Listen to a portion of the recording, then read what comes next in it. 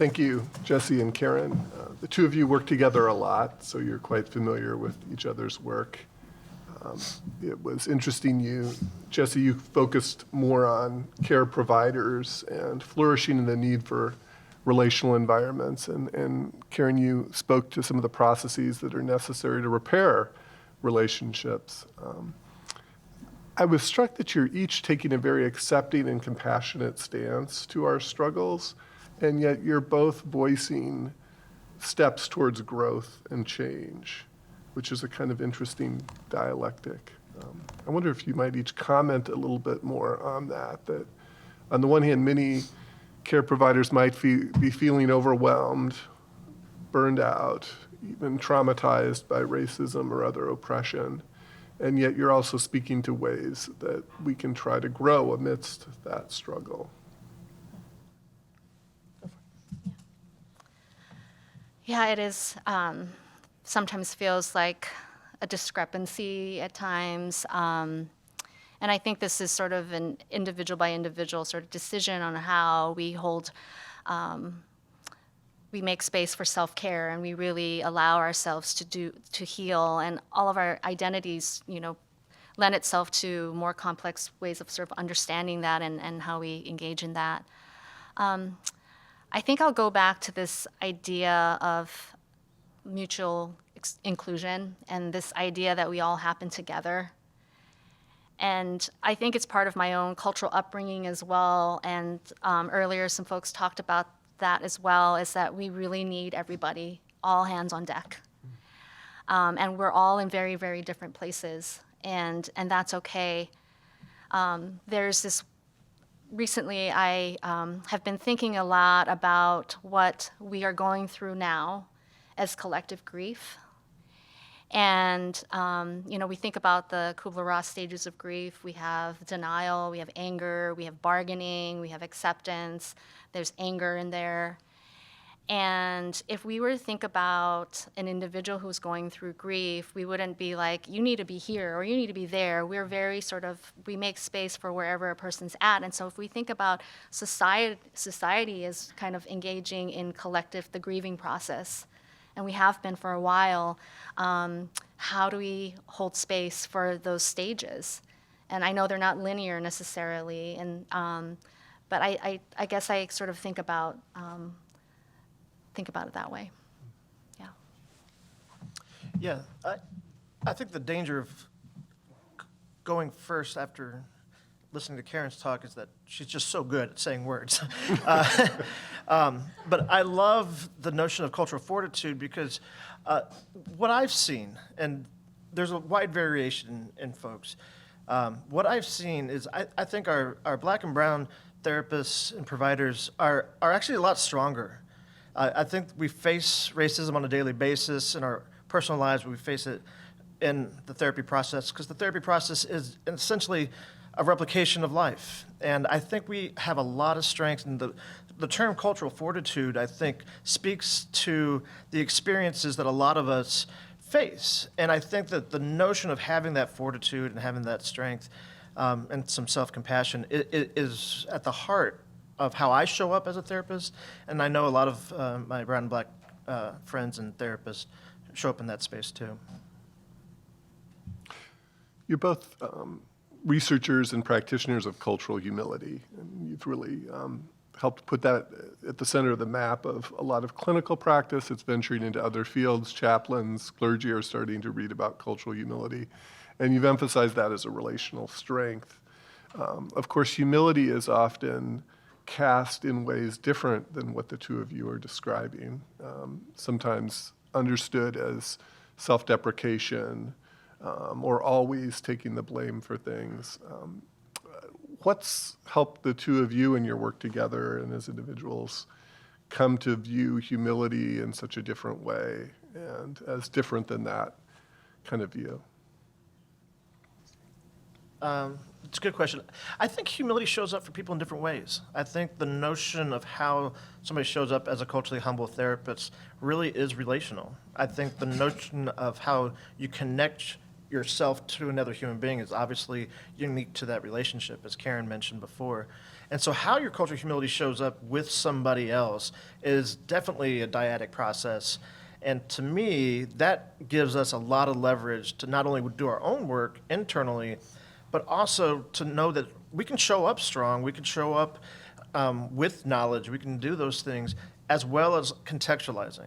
Contextualizing is, I think, the key for really understanding and joining with somebody else's lived experience. Yeah, I think that the way that we have talked about culture humility is very contextual and very idiosyncratic, and that this idea of humility is it's dynamic. It depends on who the person is. I think one of the sort of dangers sometimes of saying, okay, I'm just going to remove myself and I am not the person in the center and I'm not important, let's say as a therapist, I'm going to put my client front and center and be open and curious and not really think about myself, is that inevitably can lead to missteps. Because I also have a whole intersection of identities that are going to show up in the room. And so how do I, not to be neutral necessarily, but that I come like loaded as a person. And so how do we put that humble but also recognition of how my own identities will show up and hold them both together? Yeah, and I think if we take a step back, I think also when Karen and I were developing the multicultural orientation framework, it was important for us not just to solely focus on culture humility, because how culture humility shows up is about how you feel. And all the things that Karen was having us reflect on are feelings that are really important, because and we know this intersection between cultural comfort and cultural humility is essential, and it leads to avoidance, it can lead to leaning in, it can lead to a lot of different interactions. And so understanding that kind of triad of the MCO framework is kind of a way to think more complexly about any given pillar of that model. We've been considering this topic of burnout and fatigue, and I guess what you each have held up is ways that we could be intentional, not just about taking care of ourselves, but of growing professionally. Jesse, you had a number of things to say about that, challenging ourselves professionally in skills, and Karen, you're talking about growing in our capacity to be less polarized and to work through ruptures. So it's a kind of a more communal perspective, I guess, that you're trying to bring forward about burnout and fatigue. Is that right? Yeah, absolutely. Really sort of drawing from like feminist psychology and self in relation, this idea that there's so many signs to burnout that are like, you talked about the structural pieces, that oftentimes we tend to think about the individual, that it's all on me, that I don't have the resilience, or that I don't have the like individual like sense of that stamina. I think we talk about it in such individualistic terms often. Burnout is usually the blame is placed on the person who's burning out, and we don't think about the holistic sort of all of the influences that go into burning out and flourishing.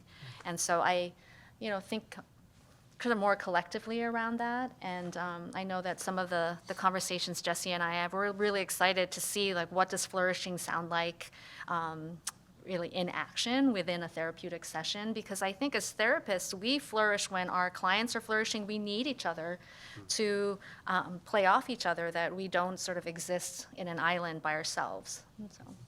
No, I think a lot of things, but I think as a field, we don't challenge ourselves. We do what we did last year because we did it last year, and then we do the same thing that we did the year before, and then we do the same thing that year before, and then we call it precedent, and then we think that that's a good thing. The reality is, and this is why I think some of these things go to the heart of what we do as a field, is that less than 1% of sessions are ever viewed by anybody else besides the client. If you think about that, over the course of your career, less than 1% of the things that you do as an active thing, that your job is ever seen by anybody else. And so we got to change that. That's even true in training, unless you're doing live supervision as a framework. most trainees either don't bring in a videotape or they bring in a selected 10-minute segment that they watch with a therapist out of the 15 hours that they did therapy that week. So that really thin slice is something that I think is contributing to us not getting the feedback that we need as a field. And I think the engagement with others to help give feedback and to help build those feedback loops and kind of that symmetry is, as a field, we need to do something different. It's not just any one individual, but as a field, we need to think about the structures that are in place that kind of keep us not learning about what we're doing. I think as a field, we basically train people to talk really well about what they think they just did in therapy. And I think that's a mistake for our field. And if you actually take a look at it, there's some people who really could say some really great creative words about conceptualization, this and this dynamic process, and we're reprocessing these cognitive thoughts, and it's a recapitulation of this blah, blah, blah relationship. But we don't know what actually happened in session. They could have just been nodding along and just reflecting feelings. We don't know. And so I think that as a field, the reason why people are probably leaning towards burnout and not flourishing is because we're not giving them the right feedback at the right times. So, I could go on for days for that. But. Thanks. Dr. Kaptari, I trust we have some questions from listeners. Please keep them coming. So, Dr. Towle, we'll start with you. Just a lot of appreciation for you sharing the invitation around cultural fortitude and some questions about the place of spirituality in this potentially, as well as what are the things that can enable us to stay in that discomfort and regulate that normal fight, flight, freeze response that comes up when we feel potential threat. Yeah. That's a great question. I think a lot about it, a lot of the cultural fortitude, it feels really lofty. I don't do it very well all the time, and it looks different depending on who it's with. And so recognizing that it is contextual and that it is really dependent. It has a piece of it is how much bandwidth, energy do you have, and sometimes you just don't. And so recognizing that it doesn't always have to be done a certain way and perfectly. In the same way, mindfulness practices don't have to be done in a 30-minute sit every single day, that there's still ways to be mindful when you don't have that sort of bandwidth. What was the second part of that? It was... Sure, yes, spirituality, and then more broadly, what are those things that can enable us to stay in the discomfort when our bodies are going to respond, often with a threat response? Right. I think practice is a big one. Practicing, noticing first. So I think about these 3 questions, and I share these with students. The first thing is, what do you notice? Just really a non-judgmental, what are you noticing right now that's coming up for you? And then the second question is, what are you curious about? And so we have various aspects of our identities that will lead us down one direction or another. And so what am I curious about? And then the third is, what aspects of my identities are influencing those curiosities? So Jesse and I can have completely different reactions to the same narrative or same interaction because we are very different people. So what part of our own identities, our own lived experiences, our histories are showing up in those sort of curiosities? And I think those 3 questions for me have been helpful in the cultural fortitude practice because it's a more scaffolded way than just stay there, even as uncomfortable and horrible that you feel, you have to just stay in there. No, I'm not advocating that. I do think there's a building of that muscle to be able to do that, but I think it does really mean engaging our slow thinking system. Daniel Kahneman talks about fast thinking and slow thinking. How do we engage our slow thinking system and ask ourselves those 3 questions? Yeah. Great. Now a question for you, Dr. Owen. Can you speak to how clinicians can navigate working in really difficult contexts, for example, inpatient settings, where depersonalization is rampant and how colleagues talk about the people being served? Is calling in part of what could be helpful here? What can help? Yeah, that's a great question. And there's a lot of different contexts where people, for a variety of different reasons, depersonalize their clients or depersonalize patients. And I think the great thing about the combo of our two presentations is everything that Karen talked about with cultural fortitude relates to that depersonalization process. How do you call in colleagues when you hear them using terminology that is depersonalizing and basically degenerating the quality of care? And so I think that same process that Karen talked about the witness, the deliverer, the receiver, you can think about your role in those types of settings and what's the courage that you have or the fortitude you have to engage in those conversations.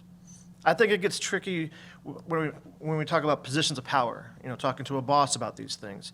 And so you have to determine for yourself about what's the avenue in, and the avenue in might not be you. It might be a colleague. It might be somebody who's on the same power structure where you can go talk to them about some of these issues. I think if any system out there, and if you're running a system out there, and if you're not facilitating feedback properly to get this information from your staff, you should really think about how do you engage a climate survey or how do you engage in these climate pieces that are good. A company that I do research with, Org Vitals, uses blockchain technology. I don't know what blockchain technology is, but what I know is that it can protect identities of people. So when they report to a survey, they can't be identified at all. Their IP address is blinded. And so I think there's good technologies out there for systems to step up, but on an interpersonal basis, what Karen was talking about with cultural fortitude applies. It's almost as if you anticipated the next question about, we're getting a couple questions about power and hierarchy, how this feels way more complex, especially if you hold marginalized identities when you're in an organization where there is that hierarchy. So Dr. Tao, any thoughts to add to that? Yeah, I'm so glad someone asked this question. It is very complex, and power is omnipresent. Negotiating and thinking about power, I think about trainees and calling in their supervisor or calling in a director. That would be really, really vulnerable and maybe even sabotaging. And so part of calling in is recognizing kind of the power dynamics, and this is where the witness can be really, really important. And I hope that I really highlighted the important role of the witness, who might be someone who shares lateral sort of position of power as the person that someone would like to call in. So that is a big piece of it. And sometimes calling in is not the right approach or strategy because it feels too dangerous, and it could be dangerous. And so this is, again, where a witness can be the person that can normalize, like, I saw that happen, and I want to be a support for you. And maybe the calling in doesn't lead to the actual calling in, but it could lead to more support and ongoing conversation between the witness and the receiver. And so there are other variations. And so this is just one sort of directionality around calling in, but there are many others that we have to sort of really incorporate and think about the various roles and power dynamics. Great. Can I ask you a follow-up on that? Yeah. Okay, so you mentioned a witness asking a receiver if they're comfortable with the receiver bringing the rupture to the deliverer. If the receiver says they're not comfortable, is there anything else you as a witness can do to reinforce anti-oppressive values in the community where this happened? Absolutely. Oh my gosh, I love that question because folks are getting creative. And so as a witness, and we can all think about those instances where maybe something was said, there's an elephant in the room and no one's talking about it, and then it kind of goes by, and that doesn't end. That is just a symptom of, this is the way we do things around here, is we avoid those ruptures or that discomfort. So as a witness, there are other things you can do the next time, other than supporting the receiver, aside from the calling in. That's one option. The other option is that whenever something like this might happen again in a different scenario, is to disrupt that and to say, can I just pause for a moment? I noticed this thing just happen. And, that's can be a little dicey too, because maybe the receiver didn't want it to be called to attention. But there's lots of other like micro moments that folks can sort of highlight in an organization where that's symptomatic of these kind of ruptures.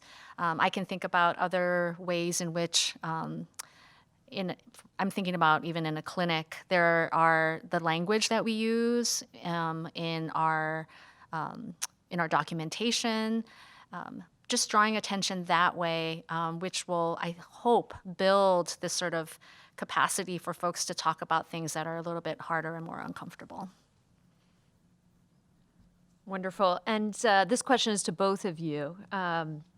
We've talked a lot about the verbal aspects of communication with calling in and cultural humility.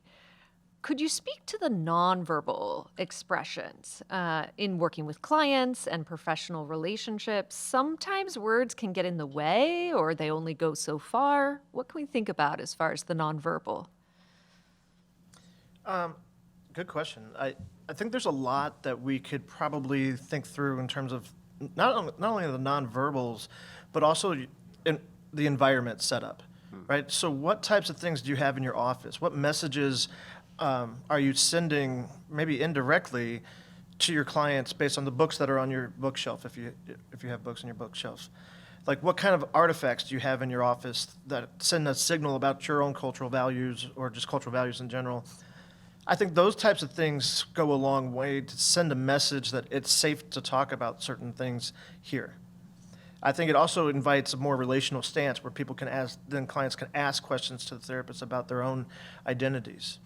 I know all therapists aren't comfortable with self-disclosures, but there are pieces, especially in cultural dynamics and minoritized patients, that we see a desire to connect, and they're testing the waters for safety.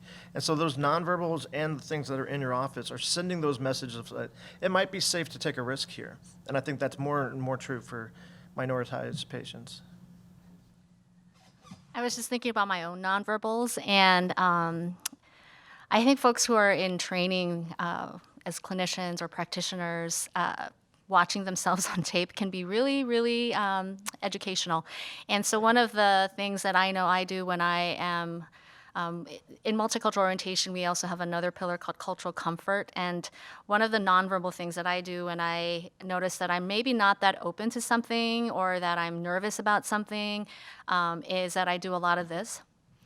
I nod incessantly, and back in the day in my master's program, they called me bobblehead, and which was an indicator for me. And so some of us do have these sort of paralinguistic tendencies when we are feeling closed or uncomfortable to a conversation. Some people might wring their hand, some people might shake their leg. I know I also get sweaty, and so like all of these nonverbal sort of cues that can lend itself to being more culturally humble or less or open. And then the other thing I notice is that sometimes it's verbal, but it's more like a paralinguistic thing that I have observed is that I will do a lot more talking, just the length of speech so if you look at talk turns, and we do a lot of transcript, we look at transcript a lot. If I talk longer than my client or I talk longer than my student, that's also an indicator of, it's a nonverbal sort of thing that says, hey, I don't know how culturally humble I'm being. Yeah. Wonderful. Thank you so much. Okay, so another question for both of you. And participants are tracking how our talks throughout the day are really building on each other. So that's amazing to see that coming together. So Dr. Owen, you named your concern that self-care is sometimes too minimal a container for really deep healing and flourishing. And Dr. Tao, I really appreciate how your work addresses that limitation and how all this is building on Dr. Tumalanara's work around racial harm being a real existential legacy and burden. So the question is this: how can spiritual and emotional flourishing incorporate more communal and collective frames around justice, love, and transformation, particularly for people who have grown up in Western white context and think more about spiritual and emotional wellness in individual terms. You got this. Yeah. You know, I'll start, and then Karen will say better words. One of the themes that came out of a lot of our flourishing focus groups and now our individual interviews is the power of not only therapy but group therapy to help create some of these communities. And I think we don't talk enough about group therapy in particular when it comes to building communities, and especially as therapists, to have a community of other therapists that are sitting there going through some of the similar things. And I remember one participant, in reading their quotes, was really, really powerful about the notion that they came into this space wanting to like kind of get some support, and then their partner faced some health issues, and the community really lifted this person up in a way that he wasn't expecting. And I think those types of things of just taking that leap and starting those types of groups, I think can be really, really powerful. Oh gosh, I'm sitting in all my feelings right now when I think about this because I get emotional, really. That we have been forced to be so isolated over the past few years, and that is so against our nature. That we truly are collective and interdependent beings. So I've been reading this book by Adrienne Marie Brown called Emergent Strategy, and so inspired by her work and her ideas, which really says we really need to go back to nature and think about things like, so I work with folks, also I just as a plug, one thing to kind of keep us flourishing is to work interdisciplinarily because we gain so many new ideas. And so I work with, chemists and computer engineers, and they offer ideas that have really helped me thrive. But I'm reading Adrienne Marie Brown, and she talks about, have we ever watched birds migrate and the way they flock together and the way they step in when one's tired? And